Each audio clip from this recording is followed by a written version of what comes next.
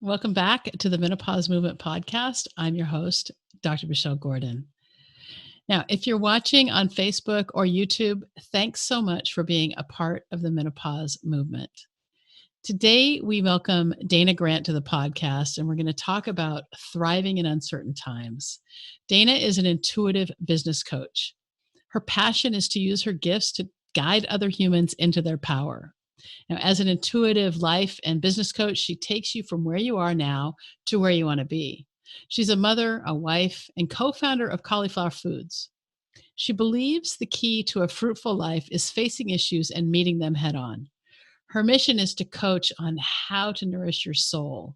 She gives you the tools to help you live a balanced and healthy life, and she'll help you learn how to trust the process. During the podcast, we discussed Dana's menopause journey, how her core beliefs didn't match with her actions and what happened, simplification and what that means, how it's never too late to start over, lessons in loss, resistance and how it can hold us back, and stay to the end where Dana does an intuitive reading on me and helps me to see a few things differently. I also encountered many technical problems during the recording of this podcast, and my dog interrupted. So if you hear that or see that, I apologize. Also, don't forget to join our Facebook group at facebook.com/groups menopause movement. And you probably have to put that in because it's kind of a secret group. And this will help you to become a part of a community that is helping support each other through menopause and life. At the end of the episode, make sure you visit drmichellegordon.com/podcasts, where you can find the show notes plus the links to the books and resources mentioned in the episode. And if you enjoy the episode, make sure you subscribe to the podcast so you're always the first to know when each episode is released. You can subscribe on Apple Podcasts or wherever you get your podcasts.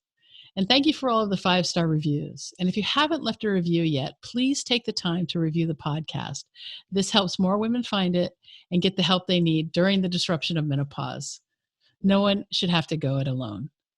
We've also created a free training to help our podcast listeners go from misery, and that's the hot, sweaty, sleepless nights, irritable, low mood, feeling like an alien beamed down and took control of your body, piling on the weight and looking pregnant, or feeling like menopause is a full-time job, or as Dana said during the podcast, hitting a brick wall and sliding down it. It was a nightmare. I was a nightmare, and no one told me. So the program is designed to help you go from misery to mate. And the mates are not bothered by symptoms. They're happy and content with their life. They're even dropping weight and fitting into the premenopause clothes, among other things. And to access the free video training, go to learn.menopausemovement.com/start. And you'll just have to put your email address in, and then you can go and watch the free training. Thanks so much for being a part of the menopause movement. And now let's get to Dana.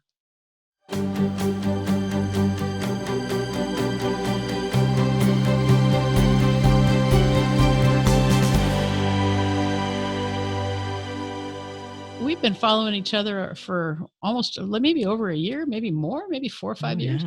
Oh, yeah. Your travels included. Yeah. Yeah. So you are the co-founder of Cauliflower Foods. What is that? That is a cauliflower pizza crust company. Oh, nice. Yep. Ready made. Yeah. It's delicious. I'm sure. So you can buy that in your freezer aisle or whatever at the grocery store. Yeah. As you're wearing your gloves and absolutely. And it ships to your door as well. I was the original co-founder, but no longer owner of that company. But yeah, it was a kick. It was I loved producing a healthy product and putting it out there. Yeah, that's great. Okay. So let's just, spend a second talking about what got you into doing that, like getting into, especially, you're an intuitive coach, right? And so how does an intuitive coach go from doing one-on-one client work to co-founding a food business? Well, we'll do it in reverse, Michelle, because that is a really good question. Not a lot of people ask that, and it really is interesting. So if we go back prior to Cauliflower Foods, I was a health coach. So I loved creating food, healthy food. And, food has always been my vibe. I really love gardening and creating. So originally I created, after Cauliflower Foods, co-creating that, I did Cali Soul Coaching, where there was recipes. And then that went into, I had an aha moment that I needed to drop in a little deeper. And that's where I really landed. I think that's what we do in this life. We actually progress and reveal where we need to be. And for me, it's been that journey. I mean, how do you get from working for a Republican lobbyist, for 20 years to where I am now? The Oh, wait. pendulum. So I wasn't aware of that. Oh, So yeah. Yeah, you missed that on my bio. Well, I didn't see that on your bio. I don't think it's something that you like talk about. So you're in California, you're in Chico, right? Yeah. Yeah. And you worked, is Chico northern or is it central? It's Northern California. We're about yeah, an that's hour. right. You're not too far from San Francisco. That's right. Yeah, 3 hours above San Fran. Yeah. Yeah. Okay. So you're in my, age group, right? We're in the same, 50s, late 40s, 50s, late 50s. Late 50s. Okay. Wouldn't tell by looking at you. You're looking good, girl. Thank you. And, we all remember Reagan, and Reagan, swept the nation. And so how did you, that was the first time I voted, right? I was 18. Yeah. And it was the presidential election of 1980. And I was 1980. No, must have been 88. Yeah. I'm thinking there was Carter. No. Yeah. I remember 84. the Carter. It was 84, 84. Cause that was I just remember voting for Reagan, and, everybody liked Reagan, which, now knowing what I know now, I'm like, ah, right. But exactly. But exactly. Is that so did you kind of get stuck in the Reagan I loved Reagan vortex? Yeah. Yes.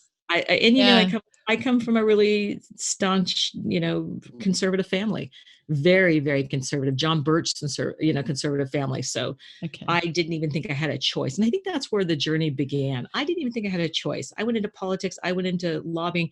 That was what I was supposed to do. I thought that was, everyone was happy with me. I was doing, what I thought I was supposed to do. And I started getting sick. I started getting very sick. And then I started on a pilgrimage around the world. And I ended up in Victoria, Canada. And I remember flying off a yoga mat, doing all these bizarre treatments and things I'd never heard of. It was a holistic clinic. And I was up there for 10 days and it was like $10,000. And this is back in 1990. And I flew off the mat and I sat up, and at first I said, "We're having an earthquake." And we actually were, but they all laughed and said, "Oh, she's from California." We really did have. But I second said, this was my revelation that changed everything. I don't think I'm a Republican. And that was my aha moment of changing my life. I don't think I'm a Republican. I wasn't even aware of what I wanted or what I didn't want. So that's when it started. That's so amazing, because I spend a lot of time with the women in the membership, the menopause movement membership, and women who go through, the program that takes them from menno misery to menno mate, called the menno system.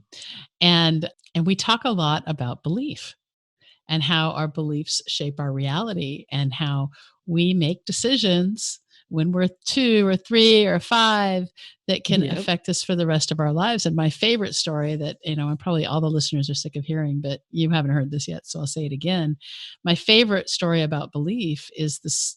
My mother said something about her brothers who were doctors and that they were rich. And my 5-year-old self said, "I can't make money unless I'm a doctor." And so I missed my true calling, which is what I'm doing now. And I became a doctor. Now it's when you look at like the universe and how the universe works, everything I've done up until this point, and I love to say this, all of the mistakes, the regrets, the elations, the joy, everything has brought me to this moment. And this is the precious present moment where we are. It's all we have. And I'm okay with that. And, I think about, when I was a little girl and how I was always searching for God, and, I was in Catholic, mass, and the priest would do this and I would do this, and my mom would put my hands down, and I was just trying to get to God. And so it's so funny, because I recognized my own self as spiritual being having a human experience. And then that all got pushed down. And I actually ended up as an atheist for quite a while, until I woke up to Autobiography of a Yogi, of all things. Yeah, so that's my journey in a nutshell. But for you to say I'm not a Republican and then kind of step onto a spiritual path, I think that's really, can you just talk a little bit more about that? Well, I think that we have to incorporate what we love and what we hold in our body. It's that cognitive behavior and what, and that core belief system that triggers everything we do. And I started understanding why I did what I did. And, that it started with, a feeling, and then a sensation, and then a thought, that we're reacting on it. And my life went like that for a long time. And I think there was a lot of pain. And I just Yeah. wanted to feel better. I didn't want to be in so much emotional pain. I didn't want to worry so much about what people thought of me. I had so much love. I was like a puppy in the world. I just wanted everyone to have a big heart like I did. But I kept landing in these power jobs, and I was getting, and I was succeeding really well, but then I'd collapse and get really sick. So I think that duality for me was, I know who I am, don't mess with me, but I have a heart of gold too. And I'd rather be there. I'd rather be in my heart energy than in the other energy that takes over and is extraordinarily assertive. So I think that when those blended was when I accepted everything that I had to offer. And I think that's what's landed me into this intuitive coaching, because I have dropped so deeply in my body without resistance, trusting the process, simplifying my life, because we tend to overcomplicate, and we layer it up so we don't have to see what's right in front of us. I love that. And you talk about simplifying or simplification. Can you just talk a little bit about, especially now, so it's April 3rd. So I But know it's the crazy pandemic fast. is going on. People are staying home. We're not looking like we're going to have any relief in sight. There's going to be 1 million cases, probably, or more, probably 1.5 million cases in the next 9 or 10 days in the U.S. alone, Right. just because of the exponential nature of this disease. And we're going to have increased testing, which will also tell us that. So, but the opportunity that we have for those of us who are home, who are furloughed or can't work, and are collecting their unemployment, getting their $1,200, whatever it is, there is an opportunity for simplification. And so, how does someone get started with that? Well, I think that, as in everything we do in our life, and I was looking, when you said this process that's brought me here, I think about when I implemented boundaries was when I was starting to apply boundaries, when I was big on self-love and was pounding that, drum. It was because I was implementing self-love and then self-care. But now it's all come into fruition where I'm incorporating in that balance. And Mm, that's what simplification is the balance of all of those. And I think that right now, everything is about your immune system, staying healthy, being aware of what stresses you out.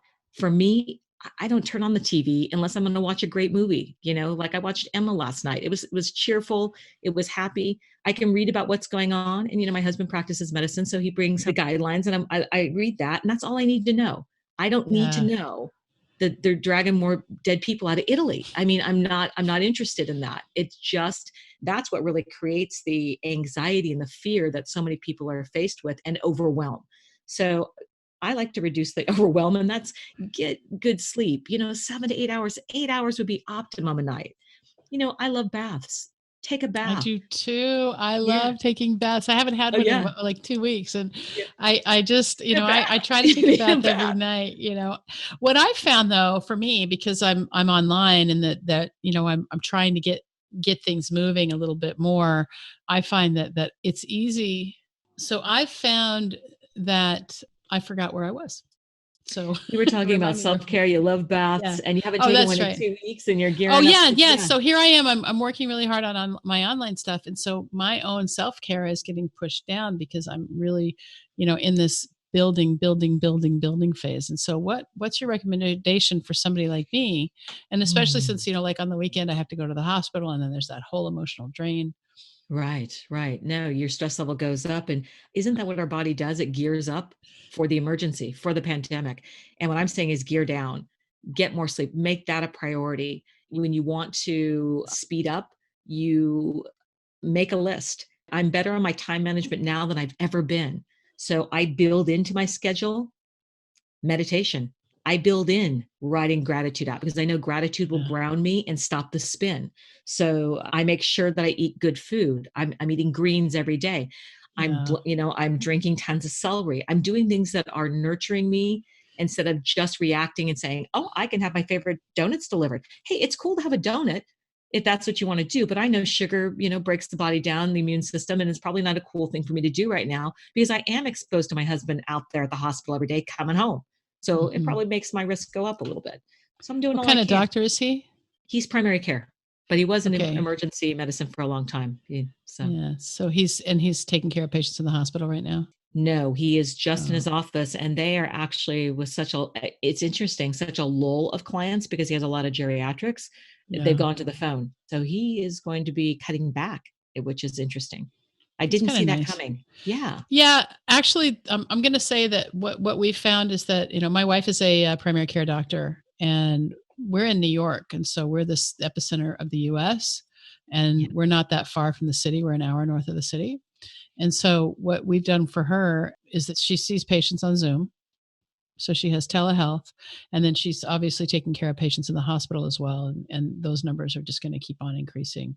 But it is possible to get the geriatric people on Zoom as well, or on Right. FaceTime. You can even do it on FaceTime because apparently, I mean, I would double check. I'm not a lawyer, but I think a lot of the HIPAA regulations have Right. been dropped.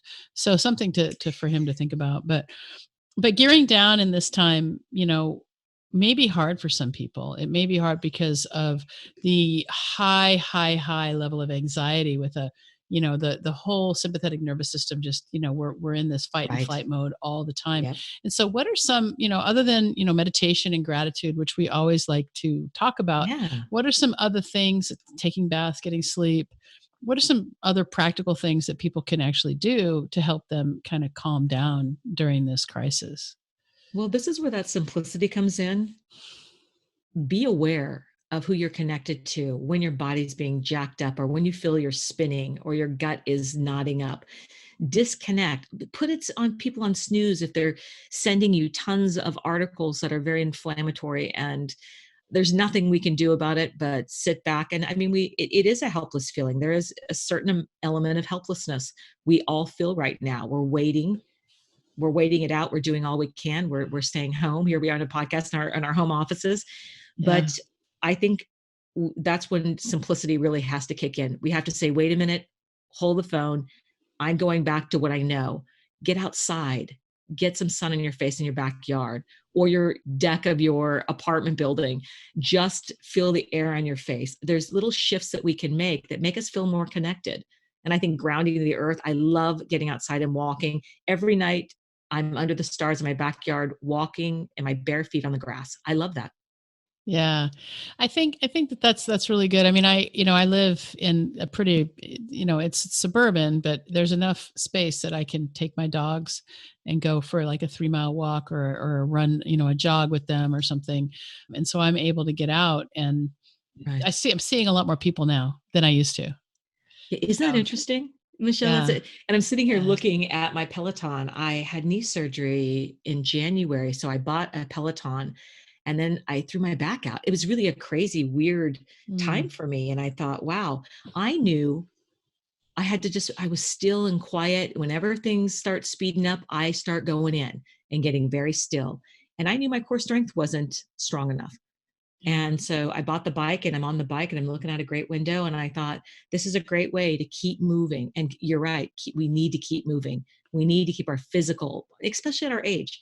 Our bodies Yeah. are, breaking. I mean, they're not going to build muscles easy, damn That, it. well, there's, yeah, I mean, nutrition, you said you were a health coach, and nutrition is such a Yeah. key component here, especially as we go through menopause. I mean, we have so many symptoms, and so many women, their lives are so disrupted by menopause because, the loss of estrogen, and then we get the brain fog, and then we can't sleep. And so the brain fog gets worse, and then we think that we're having dementia.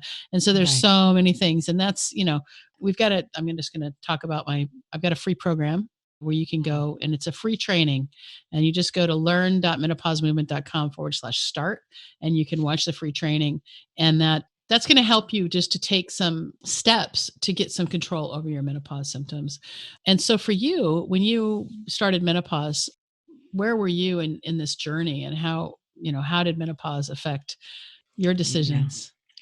Well, I want to say, let's see how far back to I have been post-menopause about 10 years at least. So I was just shy on the other side of 45 when it was like hitting a brick wall and sliding down it. I thought Oh, I was I losing love my that. mind. Yeah, I Yeah. thought I was losing my mind. I felt like my mind had gotten smaller, not it didn't expand. My reasoning, my skill set, I was angry. I yelled all the time. I was a nightmare. I couldn't sleep. I had migraines. It was just, and I didn't know I was going through menopause. No one told me I thought the migraines, extreme pain, the weight loss, I was very thin. I thought maybe that had thrown it off because I was a cyclist and I just couldn't stop cycling. I thought maybe this is all what's going on, but it was menopause. I look back on it now and I thought just one person could have said, hey, you're going through menopause, but I didn't Yeah. know how Well, I would have loved to plugged into you back then. sure. With Well, of someone with course. And that's the thing, I mean, it's almost like it's the secret society that no one wants to talk about, right? And Absolutely. one of the things I like to compare it to is, at least in puberty. At least in puberty, we get warned your body's going to change. You're going to develop breasts. You're going to start to bleed. You're going to have all these changes in your body. And then I really want to blame it on the patriarchy. It may not be just the patriarchy, but, women just, we don't like to talk about our periods and we don't like to talk about our change of life, right? And we know there is a change. There's the change. And we've heard about the change, but we don't actually say, hey, this is your time. This is your time because you've taken care of your kids. Your relationship is either going to get better or it's going to end. Yep. Because bingo. I mean, yeah. Bingo. because but that's really what happens. I mean, it's going to get better, it's going to end. You may have some trouble with your sexuality and deciding, whether you're going to want to have sex or not. And that's another discussion altogether. But if you're with somebody, but a big discussion nevertheless. Yeah, but if you're with somebody and have a solid relationship, I mean, my relationship weathered 5 years without sex, and we did okay. We did okay. Yeah. So mine too. Yeah, 6. Yeah, we went 6. Yeah, but it took me that long to get my libido. I mean, and I'll take the blame. I mean, I lost my libido. I completely lost it. And so these are things that happen. But the reason why I've named it the menopause movement is not because I mean, there are women who won't even come near me because of the word menopause, right? Right. But the reason I've named it that is because let's get rid of the stigma. Menopause happens. Right. It's the privilege of a long life. Yeah. Just the fact we made it here. Just the fact we made it here. And you're right. I would love for the generations to follow. I have 3 daughters. I would love for them to be more prepared than I was. I don't want them ever to hit a brick wall, slide down it, and not know what's going on for a year. And that's why we have the podcast. Yeah. Well, Michelle, what's interesting about that, when you said this is when it's going to, my husband, for the first time ever, we separated for a year. He moved out and I just sat there not knowing what was going on because I thought I'm the same person, aren't I? But I wasn't. It tripped me into a whole nother. Yeah. Well, and that's so common because women say, I don't recognize myself. I'm so moody. I'm like a teenager. I can't stand myself. My kids can't stand me. I don't know what's wrong. I don't know what to do. I can't make decisions anymore. I used to be, happy and carefree. And now, I crave food and all I do is think about food, and so these are actual things that women have told me about, what going through menopause is like. And so, I built the menopause movement so that we could have a community. And it's a community of it's a carefully curated community of kick-ass women who are going through it together, and we're all just like working through it. But at the same time, we're exploring like, what does it mean to be a woman in this day and age, mature, and how are we going to become the best version of ourselves? Because I think, we get to this age and it's like, okay, what's next? Right. It's my kids are out, and I need a purpose now. And that's what we do. We're able to help. And I think you do that too. When you're, in your coaching, you help women kind of connect with their purpose. Oh yeah. And it's never too late to start over. It's never too late to rebuild. In fact, I think it's ideal at this age because you've got all these lessons that we can apply and all this wisdom that we've learned. And I mean, if I could go back and know what how many times have we said that, know what I know now. But, one of the biggest pivotal moments for me when I was going through menopause, my husband had left. I had moved from a very large house and I had moving trucks and it took much longer. And the mover, we had a bad falling out. It wasn't good. I paid him a check and said, this is what you're going to get. And it ended. I had no idea he was so angry, but 10 years later, I'm cooking cauliflower pizza crust. He had reached out and sent a negative letter to my co-founder. And he called me on the phone and I picked it up for some reason. I took my gloves off and I never do that, but I picked it up and there was this person on the other end that says, I can't go into a doctor's office without seeing your face on a magazine or an article about you. He goes, did you have a lobotomy? And I'm like, who is this? And it was the mover that moved me through the worst stage of my life. I was in menopause. I couldn't function. And I probably was a little bit sharp with him. And I had Yeah. coffee with him and said, hey, I can't explain to you what happened because you probably don't want to know that, but it was all about menopause. And it really was. I Yeah. just had Menopause is disruptive. I know my dog's at my feet. I don't know how she got in here, but here she is. She's big. She's big. Yeah. Oh, look at her. Oh, hello, beautiful. Well, hello. All Oh, right. she's gorgeous. I know. You're so needy. All right. Just let's give the dog a second to. Yeah. Mine's sleeping at my feet. Thank you, Leon. Okay. You've got dirt on your nose. Go on. Go lay down. Go. Oh, okay. So menopause was really disruptive for you, as it is for many women. And tell me about how you came out the other side. Wow. That was interesting. I came out the other side through a lot of losses. My husband was a cycler too. He was hit by a car. We lost everything. We lost our home. And through that, there was just something regenerated in me that I knew the second half of my life was going to be, that's where I was going to really thrive.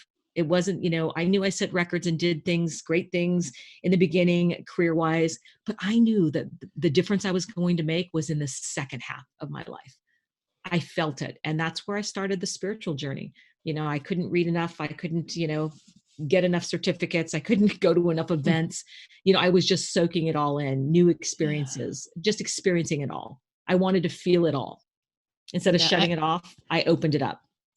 I love that. It's so funny. When I was 18 or so, I left home and I moved to California. Well, I moved to California when I was 20, but I had this job when I first moved to California. I was in Southern California, and I worked with disabled adults. All right. And so I went into, this place every day and, whatever, but I never thought that I was doing my calling. My calling was always to be in front of an audience. And I always saw myself as an old person, old now, right? My mature self was in front of an audience, speaking in front of an audience. That's always how I saw myself, and so here I am, mature and in front of an audience, Right. And so I just think I never saw myself as a doctor really. And it took, it took my subconscious to really push me toward that, because I was studying music actually when I took, by chance, I took a trig class, and then I ended up like really getting it. And I was like, oh, I'm not dumb. Right. I'm not dumb, so I can be a doctor, which is like, anyway, it doesn't matter. But no, that does matter. That's fascinating. And that's why, and that's what's landing me here, being an intuitive coach. I listen to what people are saying. I read their body energy, and I'm like, I see where you're blocked. I see what's going on. I see where you made a left when you could have made a right, because, and it's all the external, it's the whole picture. It's not just one thing where they drive, where they land in this life, but it's never too late to figure it out and bring it up and say, wait a minute, I'm meant to do this. I've had so many coincidences. Louise Hayes, who I love, she created Hay House Publishing. What was she, in her 60s? She died. She was late 90s, Late 90s. Well, I found out when she died that our birthdays were the same. I utilized all her books. I felt such a connection to her. And and I started about the same time she did, relaunching my direction, and people saying, what are you doing? You're an intuitive. What are you doing? You're reading? What you're doing, women's retreats in Italy? Yeah, that's what I'm doing. And I have no doubt that I'm going to do it very, very well. So you were talking about Louise Hay, and it made me think about Gabby Bernstein, her most recent book, Super Attractor. Right. And talks about how she is able to connect with Wayne Dyer and the spirit of Wayne Dyer. Now, this is really out there, for all of you who are not that woo-woo. I'm going to say that, this is part of becoming spiritual, is you start to see that there is more to just being a bag of meat. And so, yes. And so but it's really interesting, because in that book, she unashamedly talks about, channeling him. And it just made me think that, most likely Louise Hay is probably one of your angels or spirit guides. Oh, absolutely. Absolutely. Yeah. Did you ever meet her in person? No, I was planning on it. And that's how I found out our birthdays were the same. We were born at the same time. The whole thing just blew me away. But you're right. There is something deeper. And if you would have told me 5 years ago that I would have been in Sedona with Bruce Liston and Joe Dispenza and Lisa Williams and all these powerful spiritual people, and I was going to spend a week. And when I left there, I was going to rebrand and actually do readings and be called out and say, I mean, I'd always known. I'd always known, Yeah. but it had frightened me. You've got the religion thing of it and the way I was raised and like, oh, Sure.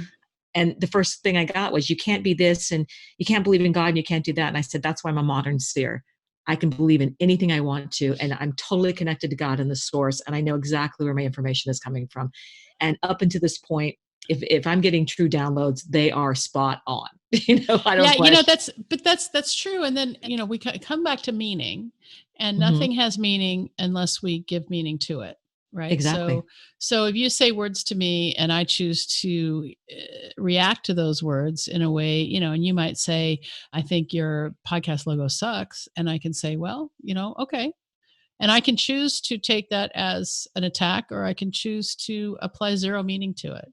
Right. Well, it goes through And everyone's filter. Yeah. It goes through their but filter that's true and their freedom. connection with it. Yeah. Yeah, True that's freedom. true freedom. But I wanted Joe Dispenza. Yeah. He's really blown up in the last few years. I mean, he's been, ever since What the Bleep Do We Know, and then, Yeah. going on and on. But what I love about Joe is that he is actually recording medical facts of Yep. advanced yoga techniques and how yoga changes our genetics, and yoga will and we're not talking about yoga poses, people. We're talking about yoga, which is the pranayama of yoga, the breathing techniques of yoga that get you in touch with Right. God. And when you read Autobiography of a Yogi, Paramahansa Yogananda talks about Kriya Yoga, which is a super secret method of contacting God, but it's a special way of breathing. And they won't even teach it Right. to you until you've done their techniques, for 5 or 6 months. And so he actually says in the book, Jesus did Kriya Yoga or something similar, because that's how you contact God. And when he was alive, Yogananda talked about how the spinal column is a path to God.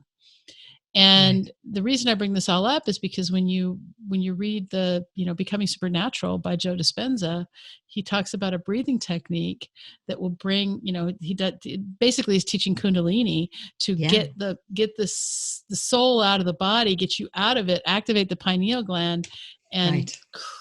release some DMT so that you can have a spiritual, like a spiritual experience. And he talks about all of these things. And he also talks about how he used to really worry about what people thought. Right. And, because he's a chiropractor. And so, he's in Yep. the medical profession. And, medical Mhm. doctors like me and probably your husband, look at chiropractor. We kind of look down on it a little bit. Right. Mhm. But I mean, he's doing true research, and I've got a lot of respect for him. And he's changed all my beliefs around Yeah. that, because he takes the energy of a room, and he actually tests epigenetics, and he tests for IgA, Right. and then he does his Kriya medication, or whatever the hell it is, this deep meditation, and then Right. miracles happen. And miracles are happening Yes. when people do that. And you can learn how to, when you read Becoming Supernatural, he teaches that breathing technique in that book.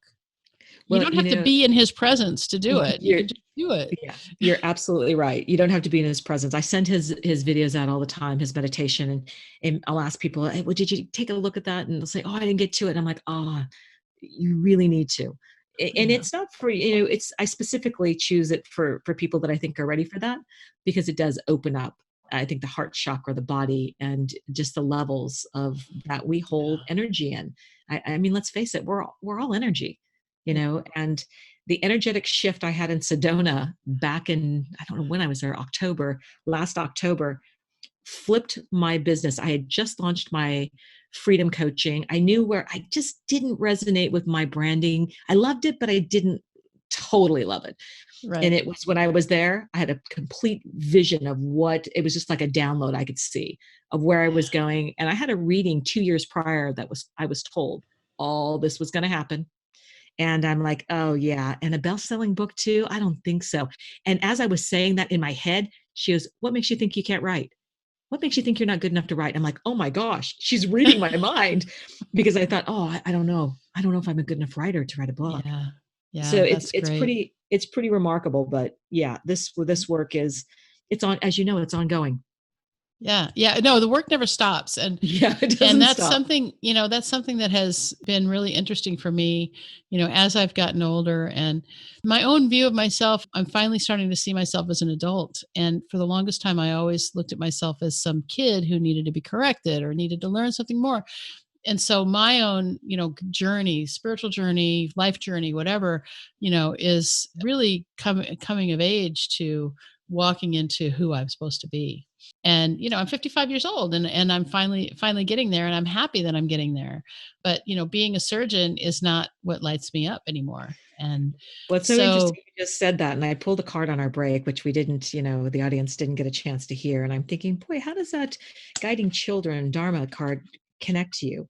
But now I realize where it does. It's the inner child. It's to find that youth in you, that inner child that wants to come out and play and be re-guided without the yeah, limited beliefs, the things that you've been told that you need to do. She right, needs to be in control now. Let her out and have some yeah, fun. It's yeah, clear that's why great. we chose her. That's so, yeah, it's very interesting that you would pick that kind of a card. But you also, in that card, you also said that it says that I'll be leading other Yeah. children. Yeah. Yeah, So, and I do believe you will. and I've been working on a book for a while, and so Oh, that is something that I have to get out there. oh yeah. What's the I've got name to of the book going to be? Have you already um, decided? get your boot off your neck. Get your boot off my neck. Stories of resilience. Oh, I love that. Oh, Yeah. I cannot wait to read that. And So some of us, the older we get, the younger we become. And I love to watch that. The energy goes up. People say, "Where? How do you get so much energy?" And I think, well, I feel a sense of freedom now that I didn't feel before. I'm not bogged down at the end of the day. I'm really jazzed about getting up the next day and saying, "Oh wow, what do I have in store today? Who am I going to work with?" And oh, this is cool. I love yeah, that feeling of, it's almost a youthful feeling. it I is. kind of, And yeah. what's really great is like I said, you're my third podcast today, and we're in the midst of COVID, and a Yeah. lot of people who do podcasts find it to be a real arduous chore. And I don't. I mean, I just love it because all I have to do is have a conversation with somebody and record it. That's how it is for me. Yeah. And other people might find it to be a little bit more difficult, but for me, I'm just like, let's have a conversation and let's see how we can add value to women's lives and make menopause easier. You Yep. know, That's probably why I that's said yes to you. You didn't send me a list of questions. I wasn't confined yeah. by, I mean, we were just having a conversation about life, women, progress, what flows, what doesn't, what menopause looks and feels like right now. And I Yeah. love that. And I love the fact that when I look up and people can't see this, but you're smiling, you can see the joy of how much you're Well, enjoying I what you're mean, we're doing. recording the video. The video goes on YouTube, so people can see that. But yeah, I mean, I really do enjoy this, and I do feel like I've finally kind of walked into my power, and it's been a long time finding it because I really felt oppressed for a long time, and almost every podcast I have to bring up the patriarchy, but it's really hard to be a woman in America. And Yeah. yeah, we do have privileges. I mean, we as Caucasian women have more privilege, Yeah. and we've lived a much different life than our friends who have different colored skin. But Yes. at the same time, women do understand the role oppression plays, the oppression by men, and the thought that we are only here for sexual gratification or to Right. pop out children. So there's a lot of that. And I don't know, if you're having identity issues, there's a lot of ways to kind of look at things differently. Remember, everything is belief, and a belief is just a sentence you say over and over and over again. And so it's really, Right. once you start to realize that, all you have to do is change the sentence. If somebody wants to get a hold of you and work with you, what kind of transformation can they expect from working with you? Well, again, it depends on, I think that intuitive coaching is really no one system fits all. I look at their Yeah. energy, what they're doing, and I just have those aha moments with them in making the shifts. I really require them to be open to change. And, but I work with resistant people. It takes longer if they're resistant. But, Yeah. sometimes I've been working with someone for 2 years now, and I look at where she started and where she's at now, and it blows my mind. But I knew, I guess I intuitively knew, I'm not going to let go of this one. I know she's going to relinquish control and be where and honor where she needs to be. And that's what I want. I want to see everyone flourishing. I want to see women owning their power, accepting menopause, not fighting this, and just saying, hey, I have more power now than I did before. What can I do with this? Instead of being frightened. I have so many people saying, oh, I can't go to Italy without my partner. No, come by yourself. Come be with women. And I mean, what can they expect? I mean, if they come to my retreat, goddess ceremonies, I'm bringing it all. Well, if Italy's open by then, I think I'm going to come. I think I'm going to come. Oh, I'd love to have you, Michelle. Yeah. I think it would be really, really fun. I'd love to do a goddess ceremony. I think that would be really awesome. Yeah. When they bought the chapel on the property, it's on a hillside above Tuscany. I did a retreat there before. I thought, you bought the chapel? I knew exactly what I was going to do. I wrote it out, and I mean, I bought everything. And I'm like, so I'm really, if it doesn't happen this October, it will happen next year. I'm definitely, Italy has a huge pull for me. The energy there, it's almost like I see things crystal clear. It's like I'm just dropped into complete joy. I mean, I ended up cooking for my retreaters last time. I had a chef, but I stepped in and did a lot of the vegan meals. But, the food was a little bit heavy from the chef, and there was a flow there. And I mean, that villa was talking to me. Those women that had cooked in that kitchen before were talking to me. It was, that's so neat. I couldn't wait to jump up at 4 a.m. I was weeping by the time I made these incredible dishes. I don't speak Italian. I don't read Italian. My recipes didn't come. My food didn't come. I worked with what the chef had brought, and I created these incredible meals. And I thought, I just allowed my passion and what I just had to trust that I knew what I was doing. And I love cooking breakfast. I really love cooking breakfast for people. And that's like, I love getting up in the morning and cooking. I don't really love planning full meals anymore, but I do love cooking breakfast. And it's like, when we've gotten together as a family, and that's something that I'll get up and I'll make breakfast for everyone. And it's such a good time to just kind of get together and kind of go over like, how was your night and what's going on, and so instead of dinner. Where can people find you? They can find me at it's thedanagrant.com instead of danagrant.com. It's thedanagrant.com. Thedanagrant.com. Yeah. Great. Danagrant.com wasn't available. And I went back to my name after Cali Soul Coaching. So it's thedanagrant.com, which it works until it comes available. It's going to be the Dana Grant. But then they can find me. They can find me on Instagram at The Real Dana Grant. And I love to connect on Facebook. I'm very social. I'm probably, as much time as I love to spend alone, and I'm such a paradox, is I really love people. And I love helping. I love reaching out. My team is not out there talking to people. It is me. And people often say, oh, is that you answering? Oh yeah, it's me. It's me answering. And I like that. I mean, how can people connect with my energy? How can I attract the right people if it's not me writing my stuff and connecting? So I would like for you to, if you could just, I mean, I don't know if you're getting any intuitive hits other than your card, but if you could just, maybe just do a quick intuitive reading on me so that my audience can get an idea of what it is that you do. Okay. Well, if I was working with you, we do it a little bit differently. But if I'm just going to do a quick read on just your energy, it's kind of like a quick energy read on you. I would definitely say be guided by your passion and your joy. Do not listen to the voices that come at you from the left. Definitely feel the left. I feel voices coming from the left. So I don't know what that's about. Who's in your ear there telling you what you need to be doing? I want you to do what you want to be doing. So there's a big want. I feel the want. It's so strong. I can feel it in my stomach. So I don't know if you often hold things in your stomach, but I'm definitely getting a stomach vibe. So your throat chakra feels so clear to me. It's just like I could sing at a high volume. And we don't want me to do that. I'm not a singer. But, I was checking out my body when you said that. And I keep coming back to my stomach. I thought, she holds a lot in her stomach. And, keep moving. Everything you're doing and building, the direction you're going to, you are really guided by source. You are really connected by source. I can feel that. It's probably what drew me to this podcast, because I often will say, oh, well, it doesn't really fit with what I'm doing. But this, I just thought, oh, yes. And we've been trying to do this for a long time. And had we done this 2 years ago or a year ago, it would have been completely different than it is right now, because the evolution. You were in Oslo right after me. And so you were talking about, going to the what the Rijksmuseum, and we had just, and there was the quartet outside, and it was like, gosh, she's doing exactly what we did. That's so weird. The canals, I know. and I got you confused with somebody else that I thought was going to be at a conference with me. So no, there's really a kinship there. That's for sure. Yeah, there is. There are no mistakes. And I think that was it. When we first connected, it was like, you thought I was someone I thought you were. And I'm like, oh, wait, do we know each other? And what's so crazy about that is I do believe there are no mistakes. Yeah. There aren't. I mean, God brings us together, and, it's just a matter of, turning our heads and seeing, that's really, I love this analogy about like finding God. And it isn't that we have to find God, because God's always there. Right.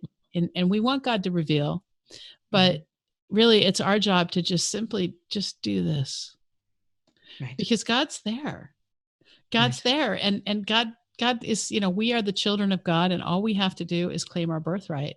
And that may sound really simple, and it kind of is, but we also, we don't need to be redeemed or anything. It's not like we're full of sin. God is right there.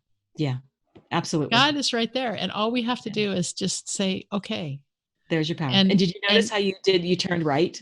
I said, stay left. I said, whatever's going on in the left, and you were going to the right. So it's just interesting. I turned to my right. Yeah. That's really fascinating. Well, Dana, thanks. I don't want to take any more of your time. Thank you so much for, putting up with me and my computer problems, and I loved all of that today. Great. It was joyful. Very joyful. I sure hope to have you back on. Absolutely. This has been great.